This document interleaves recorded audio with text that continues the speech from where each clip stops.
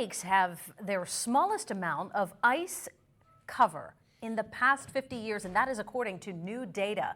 Experts are pointing to factors like warmer weather and climate change. But what does this really mean for long-term effects felt around the region? Our Caleb Yager joins us now after talking to local business owners and organizations that really rely on the ice from the lake. Caleb, what are their thoughts tonight?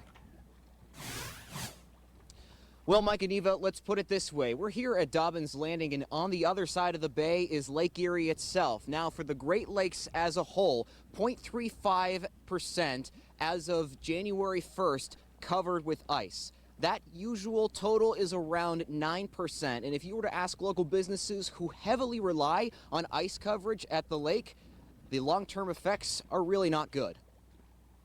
The Great Lakes are lacking ice at an alarming rate. On January 1st of this year, research from the Great Lakes Environmental Research Laboratory shows only 0.35% ice coverage, which is below the 9% it usually averages. And one contributing factor is warmer temperatures. December was the fourth warmest on record, and those records go back into the 1800s. AJ Mastrangelo from our First Warning Weather Team says the consequences of no ice can affect your everyday activities. It means you're going to see more rainy days, likely more snowy days throughout our winter. The umbrellas and definitely things like that will be needed a little bit more. The lack of ice has the chance to negatively affect local businesses, especially your local wineries. Without those buds being held back in the spring with that ice on the lake, we worry about, is there going to be an early bud break?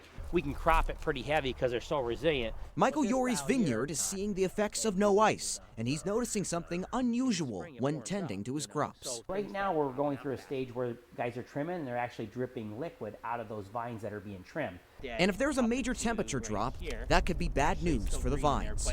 That liquid in those vines that it's sucking up, which it should not be at this time of year, could freeze and kill off buds and or vines. It's looked like we're going to have another scant ice year. Matt Green from Presque Isle State Park says a lack of ice leads to the waves that can scour the beaches and lead to erosion.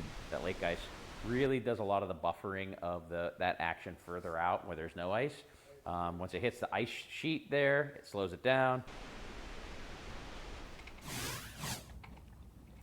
Now, that 0.35% that we mentioned, that is a one-day measurement. We're more concerned with month-long periods, and the peak for ice coverage this time of year should be in a couple of months. We usually see that around February or March, so basically it's a waiting game. We'll see what happens. Live from Dobbins Landing, Caleb Yager, Erie News Now.